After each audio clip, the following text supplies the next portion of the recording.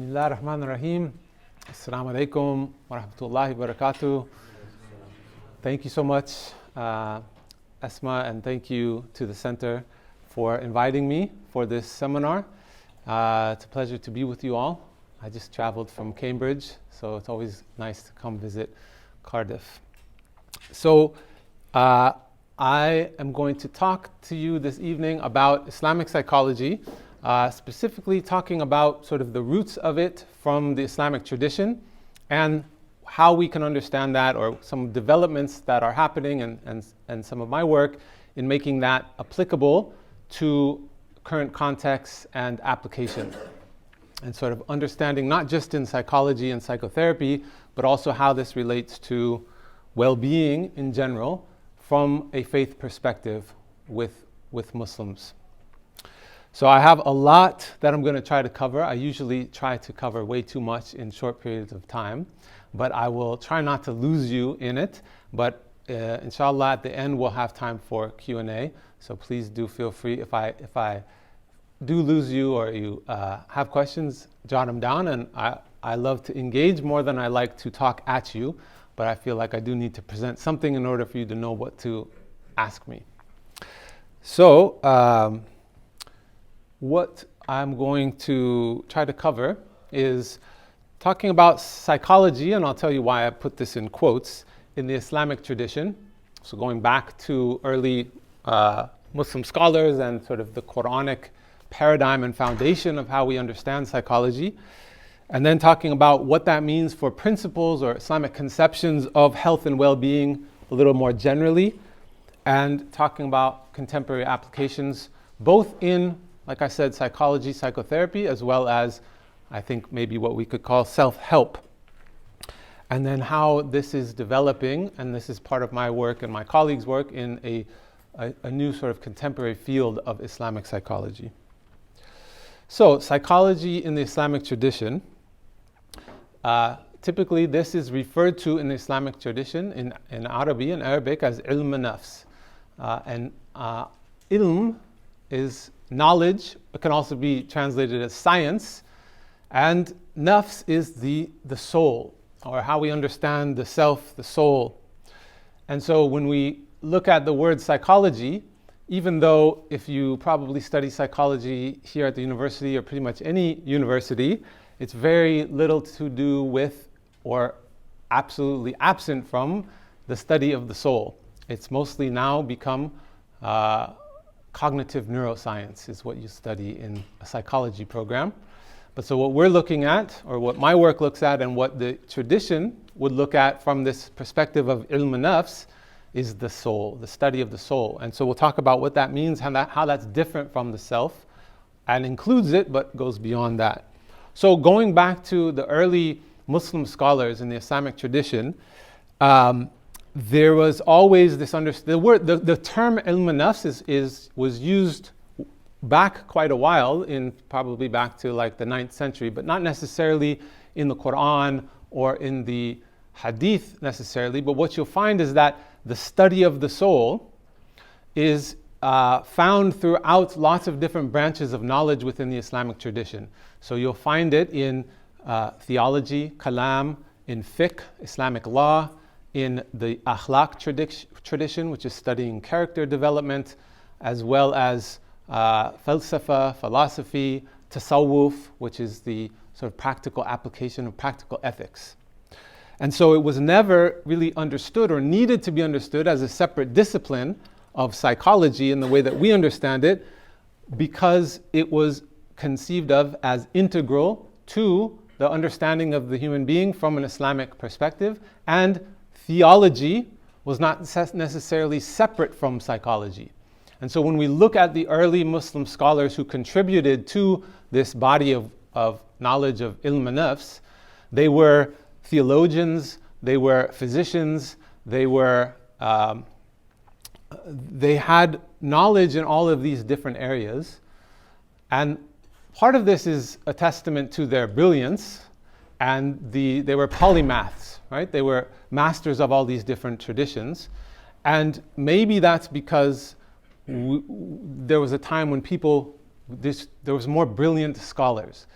but also it's a testament to the understanding of the Islamic tradition being that of an integral understanding of humanity. And so you wouldn't be able to understand from this perspective theology without understanding psychology, and you wouldn't be able to understand psychology in the way that we have now come to realize it or understand it as mental health. And I'm pointing up here because we seem to be thinking that our self and thoughts and mental is all in the head, whereas the conception would be the whole body, the whole human being, and it would be holistic and integral. And so you wouldn't find a separation from it, and that has something to do with this Tawhidic paradigm. Tawhid meaning oneness or unity. And so it was always integral with physiological and physical medicine. So Ibn Sina, or known as Avicenna, is known as the father of modern medicine, right? Even in the secular world of medicine, we know that it goes back to Ibn Sina putting together this whole body of knowledge, but the medicine that he was practicing doesn't look much like the allopathic medicine that we know of today that attributes it to Avicenna. This was much more integral with theology, spirituality, and an understanding of the soul, and understanding that in order to put the soul into balance, the body has to be put into balance, and vice versa, because they're not separate. So this picture is one that is depicting in the Muslim world and a lot of development in the Ottoman era of the Dar al-Shifa, which are houses of healing. And they were sort of the first mental health hospitals, but it wasn't, again, just mental health, it was a holistic approach to healing. And so here in this picture, they're doing music therapy. And in the middle, you have water hydrotherapy, like the sound of water. Often there would be in the hospitals, there would be, in these Dar al-Shifa, there would be different flowers and scents. So there's aromatherapy. There was an integral and really innovative understanding of healing the whole human being that now would be thought of as like alternative medicine. But this is much more close to what the father of modern medicine would have been practicing. And so this was including mental health. So this is the legacy of the Islamic tradition. And when we look at some of the innovations of psychology now, what we know of psychology, we can trace it back to way before what the books are telling us. If we were to take a 101 psychology course here, we would learn about Beck and Ellis and these people that sort of invented cognitive therapy in the 20th century. But we'll see that in the 9th century, this was happening. So much before that. So this table is something from my book that I don't know if you can really see that, it's pretty washed out. But if you can make out, so on the left-hand side, these are like Islamic authors or early Muslim scholars, and on the right-hand side you have Western authors of topics in the middle of like psychotherapy, psychiatry, child development, cognitive therapy. And so we often learn, if you look on the right-hand side, these Western authors go back as far as the 17th century only. And I've mapped out here the scholars that were contributing to these works. And when I say contributing, it's not like some far-fetched notion that we're trying to map onto things that we're talking about, child development or assessment of dreams or psychotherapy, but really advanced level of understanding. And understanding it for the idea of application, much earlier than what we learn about psychology. This is an example, just one example, that has been translated to English by my teacher, Professor Malik Badri. Allah have mercy on his soul. He passed away 2 years ago. And he found this manuscript in a library in Turkey and translated it. He translated it as Sustenance of the Soul, but it's actually the title is Sustenance of the Body and Soul, because there isn't this distinction. Bless you. But we're told that, and so this manuscript is basically, if you would read this manuscript, this book, which you can, it's available, It's a thin book. It's like you're reading a current treatise on cognitive behavioral therapy, which is known to be the sort of most popular, most researched method of therapy today. And so this goes back to the 9th century. A scholar in, was it Norway? I think it was Norway, discovered this book after my teacher had published it, and he said, this changes everything we're teaching, so that he translated it into Norwegian, and I think it's Norwegian. And so he's sort of recognizing that this changes what we teach in terms of the history of psychology. So going back to this notion of so then how do they understand, how did these early Muslim scholars understand psychology from a Quranic paradigm, from looking at the source material of the Quran and the Sunnah, the Hadith, the sayings of the Prophet Muhammad ﷺ. This is actually a model that I created, but I made it look like it's an old model because what I'm trying to get at is, even though in my research, I say, surely there must have been a model like this that somebody had put together, and I couldn't find it. But yet, all these concepts were taken from these early sources. So none of the ideas are mine, but the conceptualization of putting it into this way of understanding it, and it's maybe not as understandable for those of you who don't read Arabic, but I'll show you a different version of it. But the idea of why I created this to look like it's old and on parchment paper is because this was happening early on in that time, when they would be writing these things like a scientific sort of diagram in medicine, but studying the soul. So these are all elements of the soul. The ruh means the spirit, or the essence of the human being that is breathed into the human being. The nafs is the sort of sense of separateness of self. The qalb is the heart, the center of the human being, and the aql is the intellect, or the capacity for the human being to perceive. And we'll talk a little bit about this, but it can get really deep, and I don't think we have time to go down that rabbit hole. But this is the sort of version of the model that I created in my research. The reason why I don't use English translation and instead I use transliteration of the Arabic is that what I'm trying to do is get us to understand psychology from the bottom up and not import assumptions of what we think about psychology. And so if I were to translate nafs into ego, we would have all these connotations from Freud about what the ego is. And we project a lot of that understanding of the nafs being negative or bad or something that is born into sin.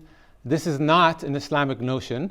It's pure. The nafs is something that's pure but gets covered over.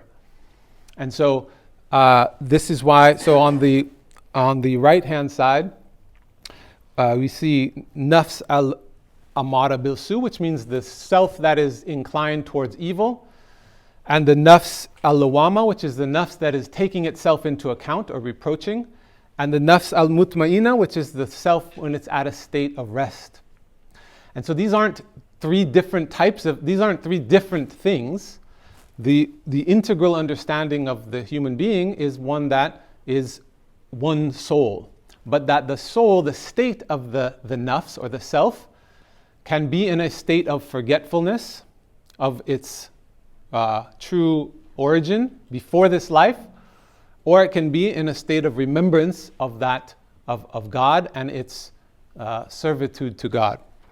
And so what this amounts to is a much more detailed and intricate understanding of the dynamics of the self that includes a connection to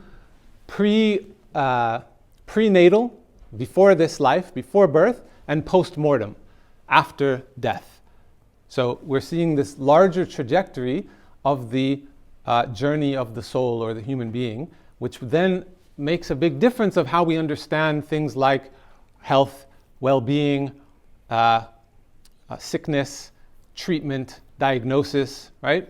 Because if health is, so the word for wellness or well-being in Arabic is afia. Afia doesn't mean just physical well-being. It means the well-being of the human being from prenatal to post-mortem. It includes an afterlife in that. So that means the health of the person in the relative purification of their soul through moral development and character development will affect not only the spiritual health, but integrally will affect the physical health because they're not separate. So here, this is a model of the soul because we're trying to understand this unseen reality of the human being. But the circle in the middle is essentially the body, right? And so one of the ways that one of the scholars that I really think talks about this in the most eloquent way to help us understand the sort of unique Islamic approach to the mind-body problem, which is this problem of, is the soul housed in the body? Is the soul separate from the body, right? And so Mullah Sadra says that the body is a dense manifestation of the soul. So what we're looking at here, when we look at the anatomy of the soul, is essentially this is what it looks like in this world. In this physical corporeal realm, our soul looks like this. It's dense, it has form, it's a body, rather than this unseen soul being housed in a physical body.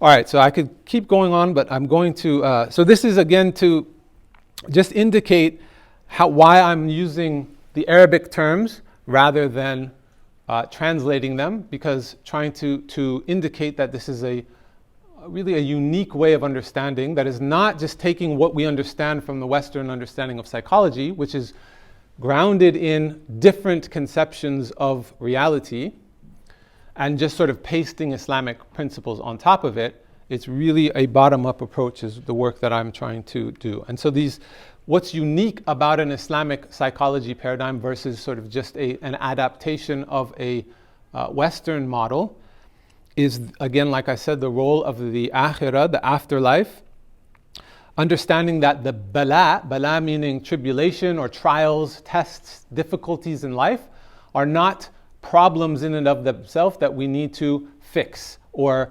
not this allopathic approach to, well, we want to get rid of problems, but that actually problems or tests, difficulties are doorways to transformation.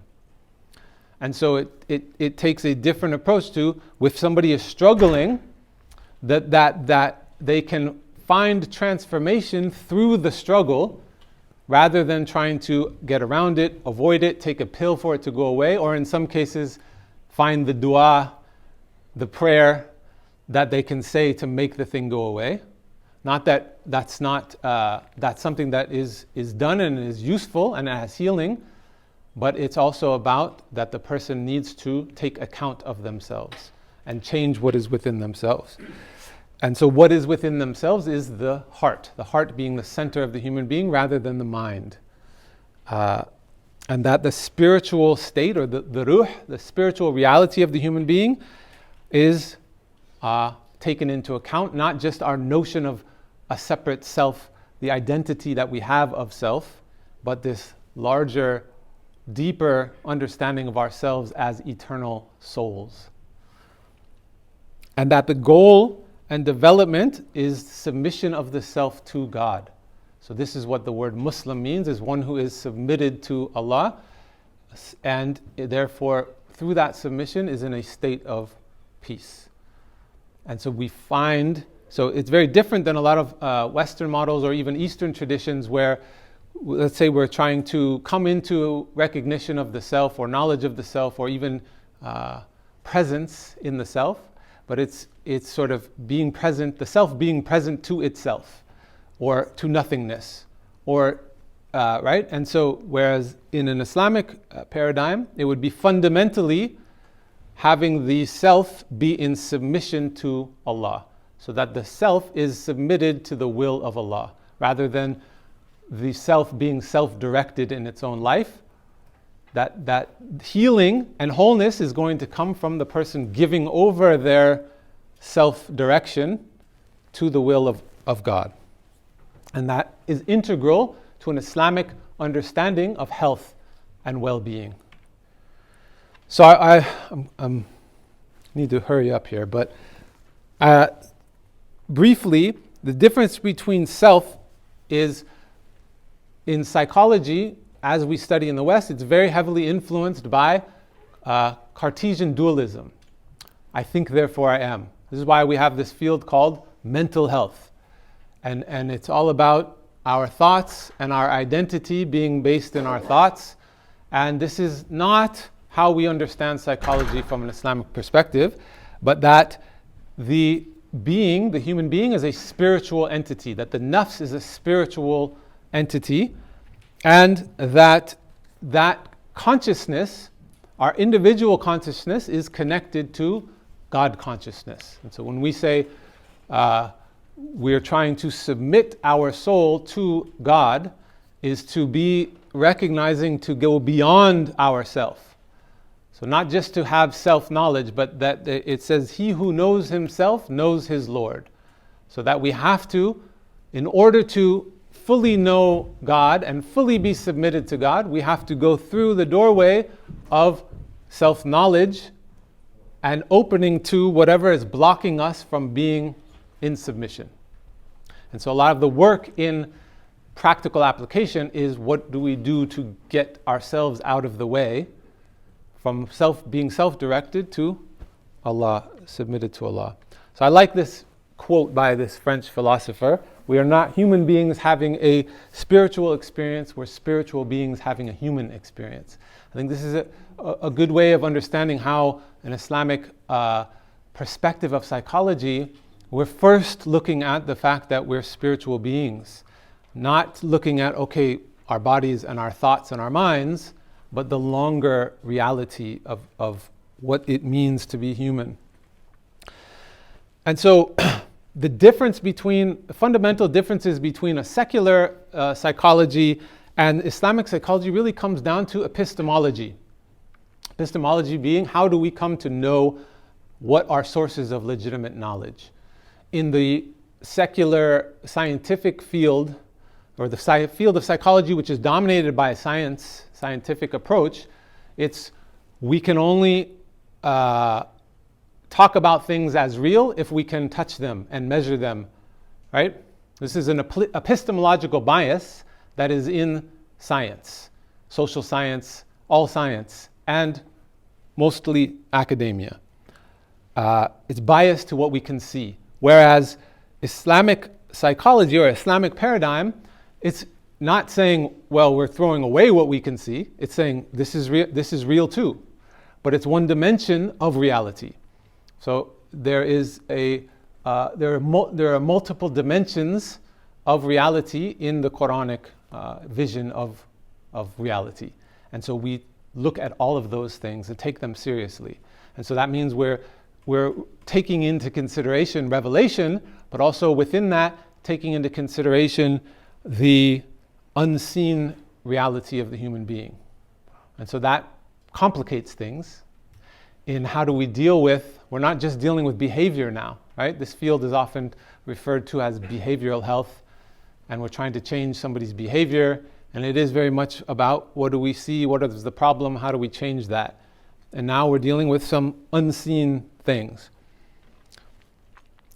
So we'll get to that in a minute, but at the core of the conception of the human being is not that it's mental, not that it's the mind, but is actually that the heart is the core. So this is a saying of the Prophet Muhammad ﷺ: in the body is a piece of flesh, and when this is sound, the entire body is sound, and if it is corrupt, then the entire body is corrupt. Now, there is a reality to the organ of the heart on the left side of our body that is also, we know from cardiology, when it's corrupt, the whole system is, right?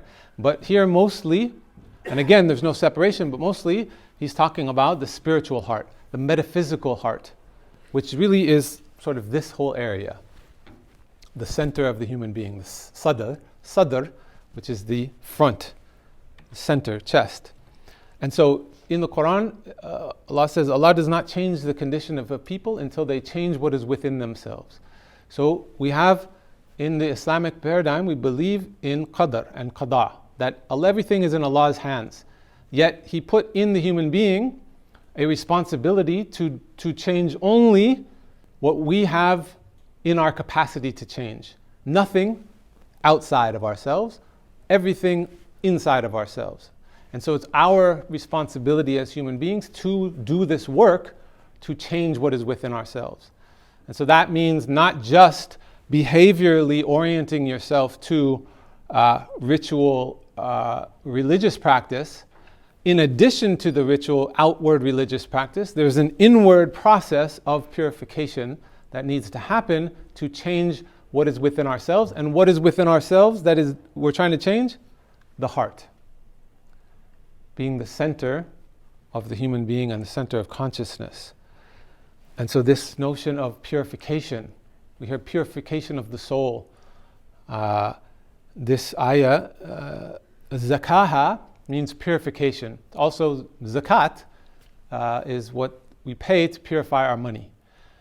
So he who has succeeded purifies himself, and he who fails corrupts. So this word corrupt, similar to the notion of the heart being corrupt. So now, what does this mean for conceptions of sort of daily life? These are all deep philosophical, theological concepts that we can get lost in. Now, for the average human being, the average Muslim, who's not going to be able to deal with all of this philosophical permutations of theology, there is a lot in the Islamic tradition that is practical and is oriented towards well-being. So these are some principles that I just have consolidated that from my research and from my experience that I think are core from an Islamic perspective. So the heart, again, we've talked about the heart as the center of self, which is a fundamental shift from what we're usually oriented towards. Connection with nature. As much as this, maybe we don't see this as much amongst Muslims today, if we look at the tradition, it is fundamental to health and wellness and afiyah. Being connected with nature. The Prophet ﷺ was known to have gone into the cave frequently to be in nature. The Prophet said that the whole world is a place of prostration. Like outside, you don't actually need to be in a house of prayer to pray. And that you should put your head on the earth. And that the Quran is constantly saying that we should look to nature to reflect as a dalil back to ourselves. So we find our nature, our fitrah, in nature.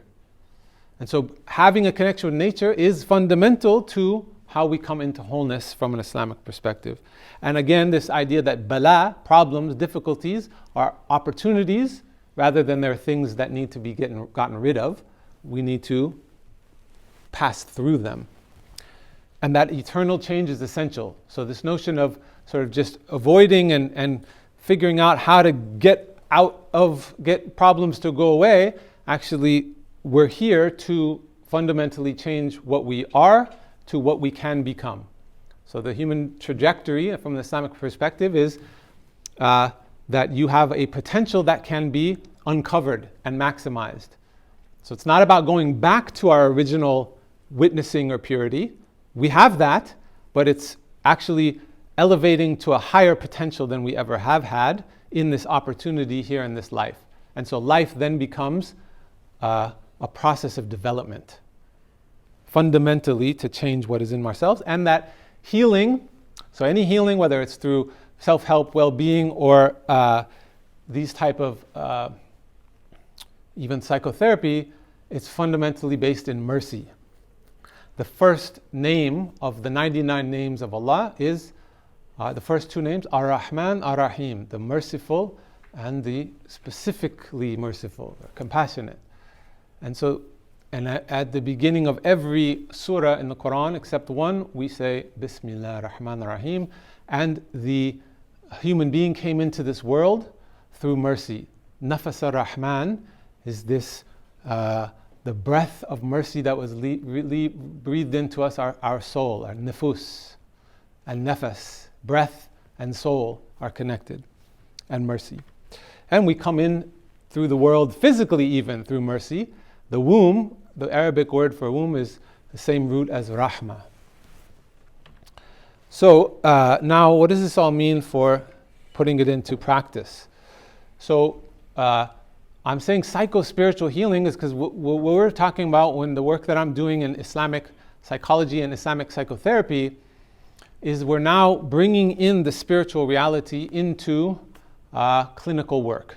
So instead of only just dealing with the mental health and the behavior, what does that mean for honoring the spiritual reality from this Islamic perspective, rather than just by name, sort of having a cultural adaptation to working with Muslims and using a secular Western model and just sort of like saying Arabic words, but essentially still coming from a different paradigm. And so how do we do this is there are different paths. One, it can be purely spiritual guidance, and in the traditionally the sheikh or the scholar, the person of knowledge, the ulama, an alim, was not somebody who just understood up here cognitively, because the Islamic education and teaching and development was never just ta'lim, never just teaching books or academia. It was always part of that, but there was also tarbiyah, the development of the soul, the development of character. And so a traditional sheikh would be essentially like a psychotherapist, would not only be teaching the religion, but be walking the person in their development as a spiritual being. And so that still exists in the Muslim community at large, but it's decreasing and becoming less and less accessible to people. And a lot of these giants of scholars and shayukh are leaving the world. And so what's left is we have to have another route for people to find guidance. And if we look to the tradition, particularly Imam al-Ghazali, who was writing in the 11th, 12th century, talked about how the ideal path for self-awareness and development is to have a sheikh like this. But he said even in his time, this was rare. It was hard to find somebody at this level. So he proposed a second pathway, and that you should have a rafiq, or a sound companion, somebody who has done their own work internally, is navigating this path of development and can help you along the way. And so this is how we're conceiving now this contemporary field of Islamic psychology, where somebody can train in this, not just in theory, but actually also cleaning their own heart and becoming a guide, not a religious guide, not necessarily a spiritual guide like a sheikh would be, but an in-between medium where somebody is professional. And we'll talk about how we're trying to regulate that, because it's tricky. It's a sensitive thing, obviously, right? So how we are doing this, a lot of people are coming up with ways of adapting contemporary old models into contemporary application. So whereas if you were to look at the tradition as it is and develop a model of the soul, it could be so complex that people would just be lost and we wouldn't know how to apply it. And so what I tried to do in my work and what others have done is try to simplify it in terms of how does this make sense for what we understand of psychology and well-being today, and how does that fit into our lives. Some people go to therapists, it's like a 50-minute session, it needs to be accessible. How do we adapt it to these contemporary times and the contemporary conception of people that is much different? If we were to look at the Muslims in the time of these early Muslim scholars, they lived lives that were connected to nature. They lived lives that were connected to spiritual guidance. They lived lives that were connected to their breath, right? If you look at, we ride cars to work and we sit and we're sedentary. Then we get to work, many of us, and we're sitting in front of a computer and we're sedentary. That changes our orientation to ourselves, our breath, our notion of self. Whereas back then you had to ride a horse to get to work. And if you've ever ridden a horse, you can't be out of touch with your body, otherwise you'll be flown off the horse. You have to be in touch with your body, you have to be present, you have to be connected to your breath, and this brings in this sense of presence and alignment that was just integral to life. And so what do we need to do to start to think about how do we put all these things into wholeness because our lives aren't, we don't live fitri lives or natural lifestyles according to this Islamic model. So we need to sort of make up for that. This is this is another model that I put together out of my research specifically for thinking about application in psychotherapy. And the reason why I made this like iceberg model is because often you'll see above the waterline is like the presenting problem usually somebody comes in with, and oftentimes is dealt with at a behavior level, what you can see, and maybe underneath that, the cognitive level, right? And so we're sort of trying to change the thoughts to change the behavior. Meanwhile, there's this sort of elephant in the room that nobody's paying attention to that fundamentally has an impact and effect, whether somebody's religious or not, whether they realize it or not. It's recognizing that the soul is real, even though we can't see it. And so rather than ignore it just because we can't see it or because we're afraid of it because it's spiritual and it's, and even there's things in the Islamic tradition that say we know little about the ruh. But there's different ways of understanding that. And also in Allah's reality, the little that we know about the ruh is enough for a lifetime of understanding for us. So what this is doing is putting it in context of how do we involve these deeper aspects, these deeper sort of murkier things that we can't. And so this thing in the middle is saying that we have blockages in our heart. And so the work is on opening the heart to be able to release or open up to this deeper part of the self that we often don't access. And so this work is really deep spiritual work, and it's working on the heart. So oftentimes in my practice, I'm not necessarily just doing talk therapy. I'm incorporating the body. I'm helping them get in touch with this as the center of their being. And then I'm trying to access what's blocking them from, so emotional blockages on the heart are blocking them to this being really in a state of submission in their spiritual reality. So I call what I do spiritual open heart surgery. So the idea of why when we develop these type of approaches, then it allows us to sort of take the Islamic tradition. And in Islam, the way we understand tradition is not stagnant. It's not this static thing that was back then. So our approach to sort of traditionalism doesn't mean going back and doing what they did back then. Why? Because it wouldn't work. Because we don't ride horses. We don't live in touch with nature. So tradition in Islam is something that is always being updated for the current times. It's a living tradition. And so this is what we need to do. And this, so we have implications for why to develop this for further development. This field is sort of in its infancy. And I mean field in the contemporary field of Islamic psychology. Really has its momentum over the past 40 years. And so there's a lot of work being done and a lot more work to be done.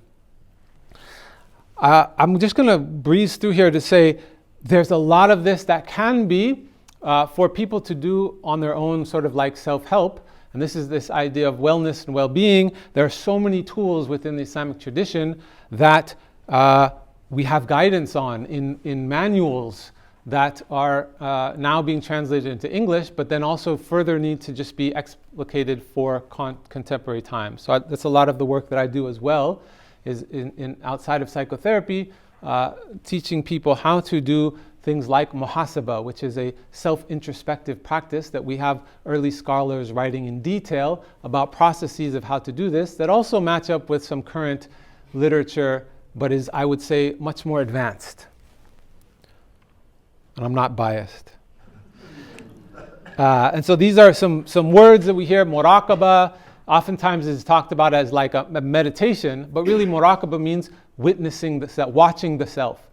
So it's a state of being present, being in a state of hudur, of presence, so that you can be studying. What comes up? Oh, I have this reaction to this thing. This person said this thing, I got angry. If I'm watching myself react, then I can do muhasaba after I've recognized what it is, so that I can then work towards purifying and changing. Not only changing what is in my heart, but ultimately changing my behavior. And then change, but ultimately it's not where we're just trying to change behavior, because if you only just change the behavior, like, Pavlovian, conditioning, we revert back. We have to get at the core. So anyway, muhasaba, and then tafakkur is like contemplation. It's also starting with looking at nature, contemplating nature, and then having that lead to an internal place of presence with being in a state of submission to God. So all practices of presence and meditation and muraqabah and tafakkur, always, why they're fundamentally different from like Buddhist meditation or Eastern meditation, the goal is submission to Allah.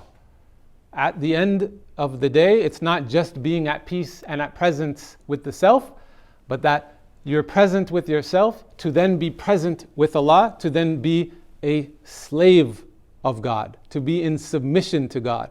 And this is the thing that's fundamentally different, that a lot of people who aren't Muslim, who don't understand, have this theological, it can be, I don't know how I feel about that. Slave. I'm supposed to be a slave. I'm supposed to give up all my agency to God. That doesn't fly so much in how we understand self-help in the self-help section in the bookstore, right? It's more about do what you like, take a bath, feed your nafs maybe. And there's an element of that's still a reality and is helpful, but there is a fundamental submission that is part of the Islamic. So this is where we get the understanding of contemplation from the Quran. The Arabic is tafakkarun, or it's tadhakkarun, those who remember, and tafakkurun, those who contemplate. So this is really about cultivating presence, is how we come into a state of Islam. And I don't mean a political state of Islam, a spiritual state of surrender. This is what a Muslim is. Muslim isn't just somebody who is part of an organized religion. It is somebody who is in a state of Islam, and therefore in submission, in surrender. And through being in surrender, imagine if you're sort of letting go of your life, you feel peace, because I'm trying to control my life, and oftentimes trying to control things in my life that I don't have control over, which then makes me feel out of control, which then gives me anxiety, which then gives me panic attacks, right? But if I'm breathing and I'm letting go and I'm giving over, having tawakkul, having trust in God and putting my soul in the care of God, then I'm eased. The anxiety is released. There's expansion in my heart. Bast, rather than qabd, trying to control my trajectory. It is letting go and giving over to Allah. So there's some. So one of the things that I do to help people understand how they can incorporate this in their life, even if they're not going to therapy or they don't have a sheikh, is teaching people about these things from the tradition and showing that they are practical and that there's actually steps that the early scholars put in place for us that's just somehow been lost and not understood, and it's something that needs to be revived. So you can find this if you're interested on the Cambridge Muslim College YouTube channel. There's a whole series I did a couple years ago called Midnight Moments, and it's about 20 sessions. They're only about 15 minutes each, but they go through sort of all of these things of understanding the self, understanding contemplation, understanding, I think there's breathing practices, and how we can implement these things, but how we can also understand their roots in tradition and understand the necessity to understand the sort of chain of transmission and the silsila of knowledge. Silsila means chain of transmission. And then this has to happen at a community level, supporting communities to be able to do this, to understand it, and training imams, training community leaders, bringing communities together is how this can actually help. It's not just at an individual level, but at a social level is extremely important. And so actually, I'll skip to here, just say that the Center for the Study of Islam in UK, who we're here thanks to, is really did this fantastic project. They invited me to have a small part in it, to contribute to it, but it's something that's so important, is not just for the Muslim community, but educating regular non-Muslim practitioners, community members, to understand about how this is important, why it's different. So it talks about Muslim mental health, but also Islamic psychology. So there's a few papers that I have in there, and a few, but then all kinds of really great contributors from around the UK that came together, and the team did a fantastic job putting it together. It's free, right? It's free, and thank you for the plug. Yeah, it's a huge contribution. I'm constantly guiding people to it because it was a huge gap that was needed. So I'll just go back here real quick. So this field is developing.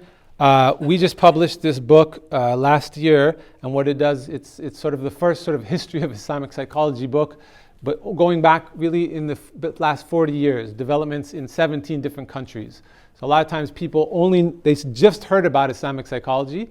They think it's only been 2 years that people have been talking about it, and then they only see it coming out of the UK and the US. And so what we tried to show is it's actually been happening all over the world. People just haven't been keyed into it.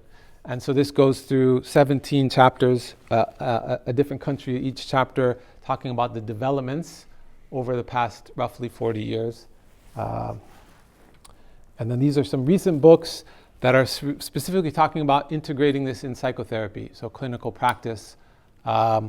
These are my colleagues. I have a chapter in each of the first books, and then this is my book that puts together all these models that I showed you, plus another model about the distinction between a sheikh or Islamic spiritual guide and a psychotherapist, and how we understand this new milieu.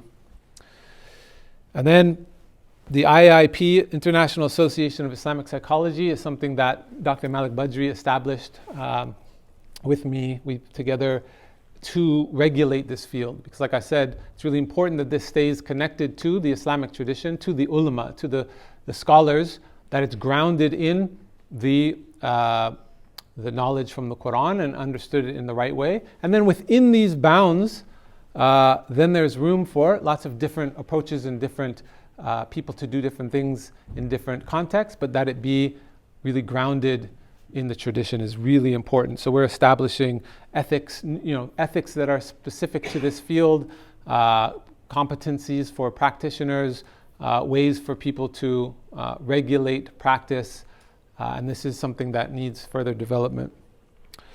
And this is where it's at now. People can go through a course, and then they can get, then after they do the course, they have to be supervised by somebody who is certified by the association. Then they can get certification, but at this point it's just recognized by this field. It's not recognized by the mental health field. Why? Because as soon as you start going through having it recognized by the sort of secular mental health field, it gets scrutinized of, well, that's not psychology, because you're talking about the purification of the soul, and you can't talk about that. That's theology. So there's still some work to be done to create this new thing that doesn't water it down. But there's a lot that needs to be still communicative between the mental health field.